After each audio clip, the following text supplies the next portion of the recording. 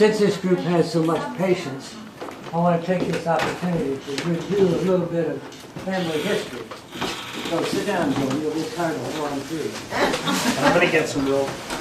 I want to start by saying that although we may have some major differences of opinion, we all like each other. Which is really nice. Yes. It's really a pleasure to see people who get along and like each other as this group does. But let me go back to family history. My grandfather was named Alexander Daggy. He was a foundry worker. His wife was named Margaret Culver. She came from a fairly wealthy, influential family. Her family practically disowned her because she married Alexander. But they lived together for a long, long time and got along beautifully. A little bit into their marriage, they had children, and they all grew up too.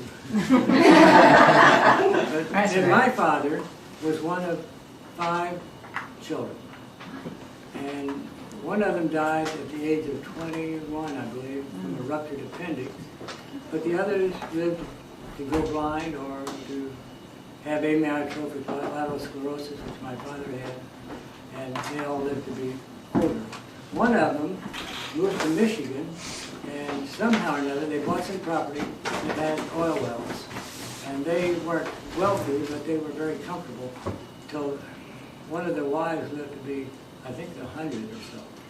But anyway, one time Bruce went into the bank in Lansing, Michigan, and how did we get to there? because one of the people from this other branch of the family had been in there just before, and the teller said to him, "Well, your mother was just in here." Which reminds me, we have an old friend who's 91 years old, and we went to see her in the nursing home the other day, and she kept telling us how her mother was getting ready to go on a trip to Europe. But anyway, my father's name was Benjamin Thomas Daggy. He was known as BT mostly. And my mother was named Marybelle Patterson. Now the Pattersons came from Brown County, Indiana, which is kind of a woody, hilly, backward area. My grandfather had 11 siblings, 1 girl in the bunch. It was Aunt Sarah, and she was a formidable character at an old age. She wore long dresses, and she was always in black.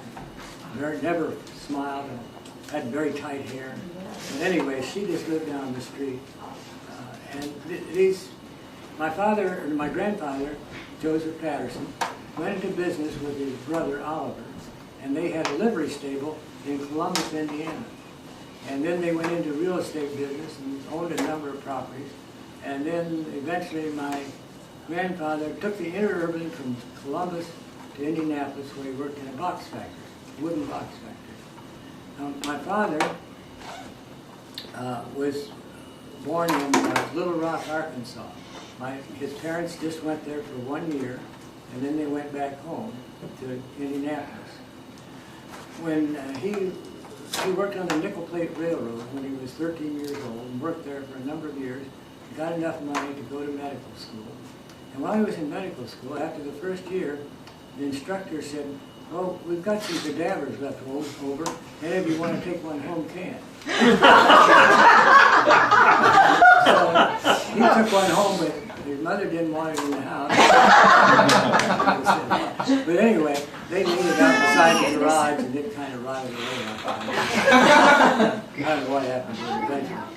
But my father, after a little while, went in with Dr. Comer, and they opened a very ambitious sanitarium in Mooresville, Indiana. And it was called Bethesda. And they had magnificent plans about this great property they were going to do. And it was apparently a good-going hospital. They did mostly colon rectal disease. They had one patient there who was a little bit mentally ill. And when my brother was born, they named him Joseph Thomas, or Thomas Joseph. They never did figure out which it was. But anyway, he thought that was so funny to give somebody 2 first names, so they said, if you ever have another son, name him James Robert. So they did. But anyway, after a little while, my father decided he just wanted to do surgery alone and didn't want to fiddle with all this other stuff in the hospital there. So So he went to Indianapolis and was in what's called the Hugh Manson building, where most of the prominent surgeons in Indianapolis were at the time. But when World War II started, half of the doctors in that building left and went into the service, my father included. World War II or World War You One? forgot World War One. He's Yeah, talking about World War One. Okay. And in World War I, he was a field surgeon in France and had a very difficult time. They had no antibiotics, they had no IVs to speak of, and it was very difficult. When he came home, he didn't want to continue with medicine. He had it. And he wanted to go west and buy a ranch. But Mother didn't want to do that, so they didn't. But he had an uncle who was an obstetrician in Anderson, Indiana, and he told my father that there was an opening for a physician in Richmond, Indiana. So in 1919, he moved to Richmond and started his practice there. And he stayed there and practiced for some 50 years, I think, until he died. And all the kids were born someplace else. Each child was born in a different place. Our children? No. Kids, yes. You. Anyway, that's how we ended up in Richmond, Indiana. And AJ and I have lived there almost all the time since, except when we were at school. And all of our children were born there. And all Same of hospital where their daddy was born. all of them live fairly close, which is really nice because they have tremendous help to us. It's amazing how much help they can be. We don't ask for it, they just offer it. It's really very hard for that. Now, let's go back to AJ's family. Oh, you don't want to know. Yeah, because you're the other side of the family. Her parents came from England, and they were a My maid. grandparents. Your grandparents were a maid and a butler in a big house. A big house is not an We institution. don't know It's where it is. Your name was Stanley. You got a little preference, but you didn't have to be Stanley to get used to this scholarship. Well, AJ's We've always been related. And AJ's family really made use of that scholarship over a period of time. But Mr. Stanley then went to Earlham and became a chemist. And then he went to Chicago Heights to work for a chemical company. And he eventually was moved into the main office in Chicago. He ended up in sales. Chemical sales then was sort of more technical than it was. Glad to meet you, but he was buying my product, you know. He would go and find out why a product wasn't doing what it was supposed to do and that sort of thing. But anyway, he became vice president of sales for this company, which later became the Stauffer Chemical Company, which is one of the big chemical companies in the country. Well, AJ and I were married in their home in Chicago Heights because 3 months before we were to get married, in her Baptist church, it burned down. I didn't do it. But I would have liked to, because all my siblings, my sister Mary was born at Granger Lane, which is where my folks lived in Richmond. My sister Jean was born there, and my brother was born in his wife's home in near Carthage. Mary. Mary. No. Not born. Married. Married. Mary was Yeah, born in married. Granger Lane. Tom No, married. They were married, not born. Married. They were married there, not born there. See how much help they are? Yeah, they were married. I like the way he was born at his wife's house. What? That was the clue. You weren't listening carefully. And then, and subsequent to that, all of our children were born in Richmond, Indiana, right? Yes. Is anybody else here born at home? I was born at home, In the in the house. front room. On purpose? In the front bedroom. On purpose, is that where? Uh-huh. Yeah. You won't believe this, but And my she mother didn't weigh liked it much 300 better than pounds. when my sister was born in the hospital. Because I think But my daddy anyway, was that's there, the my story of grandma our was there. two sides of the family. But if anybody has a question about the family, a reasonable question, this is a good time to answer it ask it because somebody might know the answer. Wasn't Grandpa in World War II also? Yes. How did he have, when did Well, he have to be in World War I? That's a good question. I'll try to answer. When he came home from World War II, he was in Army Reserve. And each year he'd get a letter from the Army saying, if you don't come to summer camp, we'll discontinue your your officer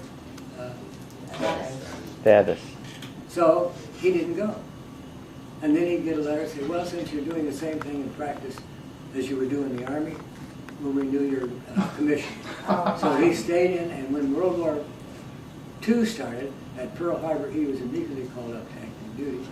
And he didn't go out of the country that time. He stayed.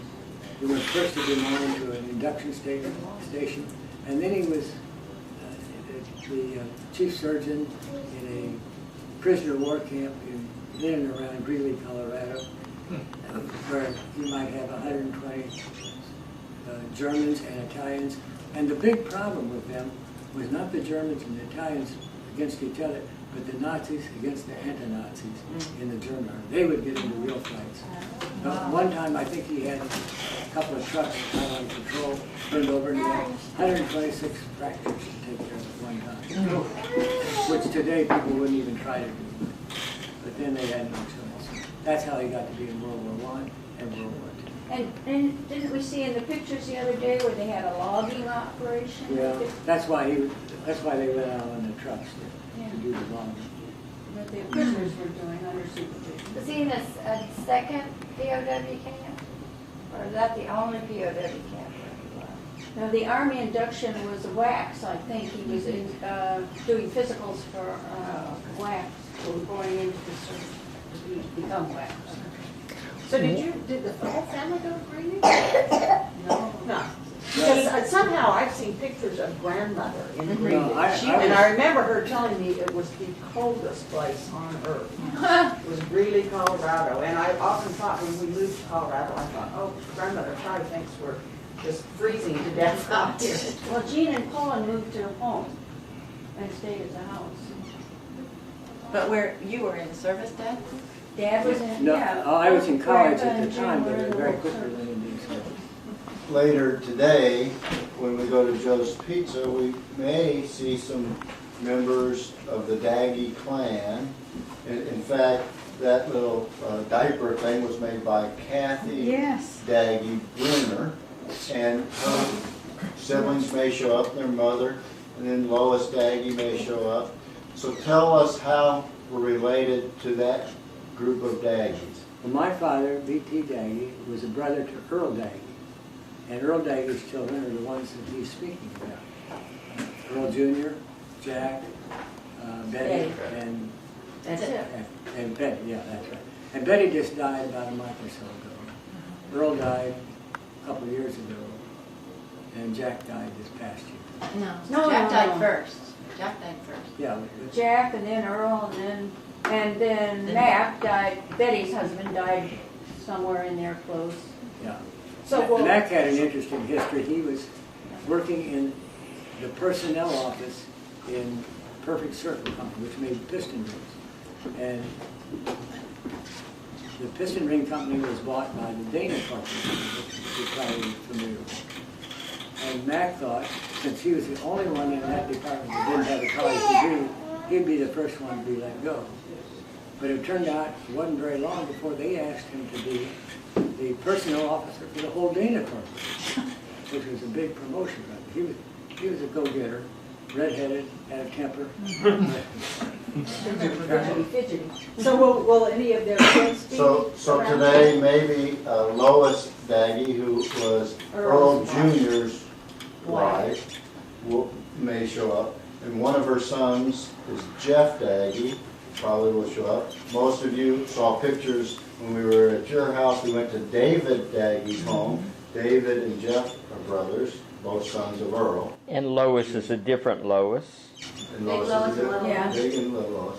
And Young then Lois. Ruth Daggy was Jack's wife. And some of their sons, Jim Daggy, the other Jim Daggy, may show up there today. He's a sheriff in Richmond, deputy sheriff. He's a captain. He's You want to be sure to say second that command. if Lois is there. Yeah. And I'm not sure if any others might come, but Sherry Daggy is possible. Jad Daggy, which is her brother, has a very serious cancer and probably will not be there today, but I think Ruth went over there, didn't she, today? yeah. And then Kathy, is, as I said, runs Jack Daggy Flowers now. That And made she that. made the diapers, the thing, and then Okay. Marie asked her to make a little centerpiece that matched her colors. And so she made that yesterday to match the colors Beautiful. This is incidentally known as the Rose Room. in Yeah. the rose. Yes. In the Rose, the Rose City Rose. This is the Rose Room. One more thing about family. We do have a little history about the family coming from Virginia up to Indiana, but it's pretty vague. So we don't know when they came to this country or where they came. But we do know that AJ is a member of the DAR because she has relatives who fought in the American Revolution. My grandfather had a brother who, during the Civil War, was a prisoner in Andersonville, Georgia. Andersonville was a notorious prisoner of war camp where people died quickly and often. And after he was released, he walked over to the Mississippi River and got on a boat called the Sultana. Remember that, the Sultana. And the Sultana was coming up the Mississippi River, greatly overloaded, covered with horses and cows and dozens and dozens and dozens of people. And the boiler exploded. They were all thrown out into the water, and including my great-uncle, great-great-uncle. And one of the brothers who lived in Franklin, Indiana, learned that Uncle Matt had been lost at this disaster. So he walked from Franklin, Indiana, out to Nashville area in Brown County to tell the parents that Uncle Matt had been lost in this explosion. And there was Uncle Matt sitting on the porch. He had swum ashore and walked all the way from the river back to Brown County, Indiana. Wow. He was a stubborn man. And people were pretty rugged in those Oh days. my God. What about BT's experience in Europe when he went in the First World War to Europe? What did he do there? He was a field surgeon. And where was he? In France or in Germany or where? He was wherever the fighting was. He was in France. He was in France. Yeah. And No, they didn't get into Germany But very he never wanted to go back. but now somebody has some postcards from that war, or from that he sent back from France, or We have, they're in one of the albums. Yeah. There's a picture of him because in the picture. I remember seeing those postcards, and I remember being in southern France and seeing that place exactly that the picture of the postcard was from. Was it southern France? It was southwestern France. It was a place where they had a lot of caves. Southwestern France? Mm-hmm. I mean, he might have been in different parts of France, but that one. Who knows? Soldiers were sending back French postcards from everywhere. That's true. Maybe he Somewhere, I traded it think with there's somebody else. I think And how about, does anybody know about Grandma Daggy Patterson's family? Were they yes, Irish, Scotch-Irish? Scotch-Irish. They were Scotch-Irish. And they lived in a house. We have some pictures in one of the albums of the house they lived in out in Brown County, Indiana. They eventually sold it to some people named Yoder, and I don't know what happened right after that. But it was a magnificent old log house with an archway in the center where the carriages could go in. It wasn't a fancy place, but it was a practical place. I have a story related to the I guess it's the Daggy family. When Joan and I met in Mexico, living in Querétaro, at one point we had to go into Mexico City to buy books, and we stayed at the Quaker Friends house. And in the Quaker Friends house, they have a women's dormitory and a men's dormitory. And Joan happened to be bunking with a woman. She began talking to her and discovered the woman was ultimately discovered she was from Indiana. But before that, she discovered that this woman had lived in Cleveland, and her husband was a professor at Case Institute of Technology. And Joan said, "Oh, we have a teacher at the school from there," and it turns out it was John Culver, one of my teachers. Well, when she began to talk to, was her name Margaret Culver? Margaret Culver, they talked and talked, and they got to an Indiana connection, and then they discovered that they were related through, I thought it was Harry Bentley. No, it wasn't. So it was the Culver that you were referring to Her name was earlier. Margaret Culver also. Also, this is Margaret was one generation older than us, but it was coincidental that they happened to be in Mexico City at the same time and meet in the Quaker Small Center. world, isn't it? Small world. Well, in the Culver Academy, wasn't there some kind of connection? Yeah, one of my ancestors studied. Which is a military school. Yeah. Are you still convinced Daggy is Italian? Oh, Daggy is alive? Italian. Italian, when you were out in Yeah. Salt Lake and doing research, you Oh, were yeah. determined that Daggies were Italian and Well, it in came from Italy, I remember dagger. in Italy, every time we Everybody said, else thinks it's either Dutch or German. And I don't want to be Dutch or German. I think it's Italian. I think it was D-A-G-G-I apostrophe O. Daggio.